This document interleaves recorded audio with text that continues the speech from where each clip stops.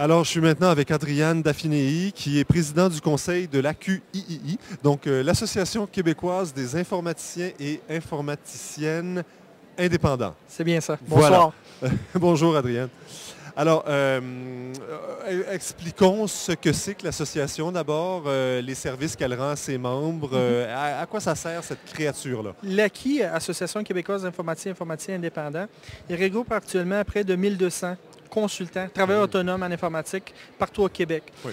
Notre but, c'est de représenter les travailleurs autonomes, les pigistes, ce qu'on appelle les pigistes, et de leur donner les bons outils afin qu'ils puissent réussir en tant que travailleurs autonomes.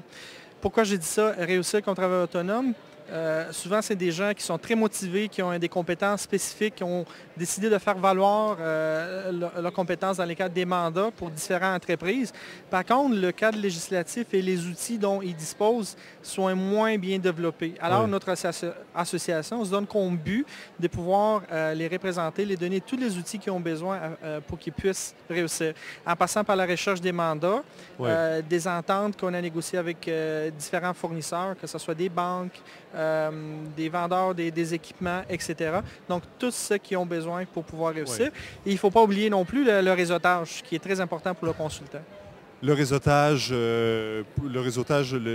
pour faire la promotion de ses services, vous voulez dire, rencontrer des employeurs potentiels, entre guillemets. C'est un des aspects, rencontrer les employeurs potentiels, le firme de placement, et aussi le volet d'être au courant de ce qui se passe dans le milieu. C'est un petit marché, Montréal, en termes de consultation. Il y a 2000 quelques consultants, d'après les statistiques qu'on dispose aujourd'hui. Puis la réalité, c'est qu'on n'est pas toujours informé de ce qui se passe. Donc, se rencontrer dans les 5 à 7, se rencontrer dans des événements qui sont pertinents pour le consultant en informatique, c'est un bénéfice incroyable. Il faut savoir que pour réussir en consultation, il faut avoir un bon réseau de contacts et d'être branché. Et souvent, ce n'est pas dans la nature de ce genre de bêtes-là. Des travailleurs de l'informatique sont des gens qui travaillent bien dans leur bulle, derrière un ordinateur, ils sont très à l'aise. Mais quand vient le temps de faire des relations publiques et du réseautage, c'est un peu plus difficile. Alors, c'est là que vous intervenez.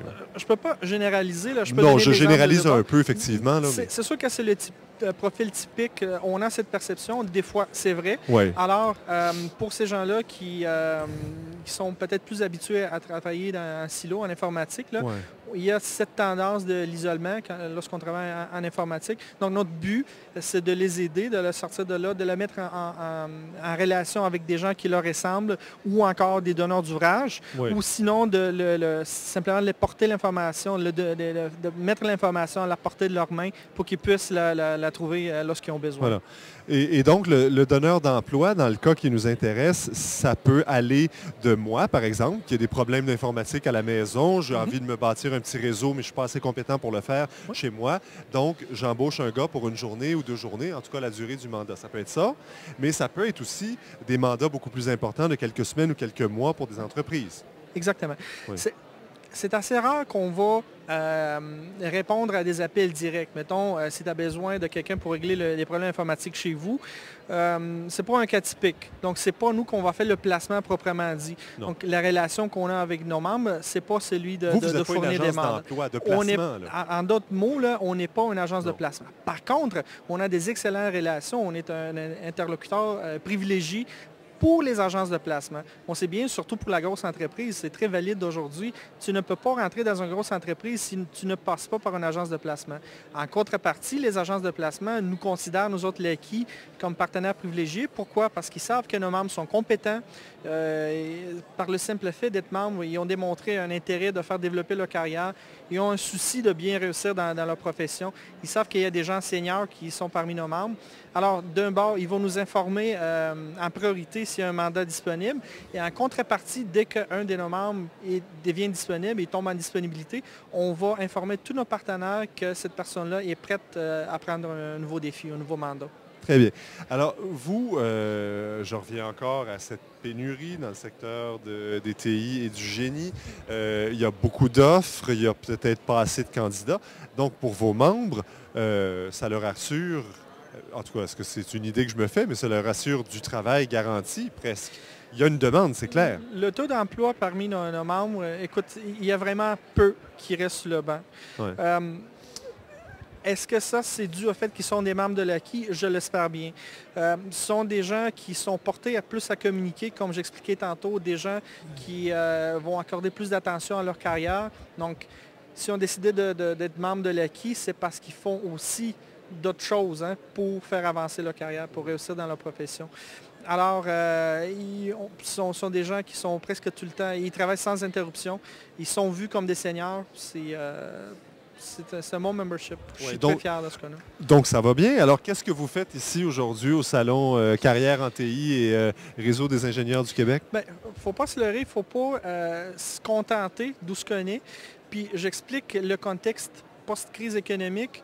En pleine crise économique, ça nous a frappé. Là. On a constaté pendant les mois, au milieu de la crise, que le taux de disponibilité de nos membres avait augmenté. Là, la situation est rétablie légèrement. Par contre, les effets de la crise économique sont ici pour rester. Ça a changé fondamentalement le marché. Les firmes de placement et les donneurs d'ouvrage cherchent de façon différente. À cause de la crise économique qu'on vient de traverser ou de la bulle techno d'il y a 10 ans? Non, à cause de la crise économique. Ah oui, oui. À cause de la crise économique.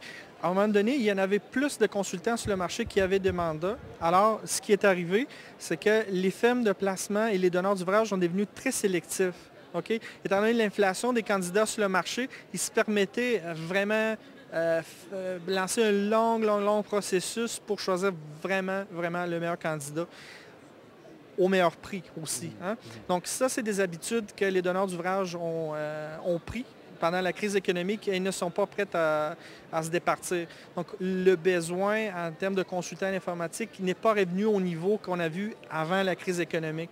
Donc il reste encore un marché du donneur d'ouvrage, mais les méthodes ont changé, sont là pour rester. Et donc, aujourd'hui, vous avez rencontré, bon, ce n'est pas des gens qui cherchent du travail, mais c'est des gens qui ont certainement une curiosité pour votre association. Oui, c'est la deuxième édition à laquelle on participe.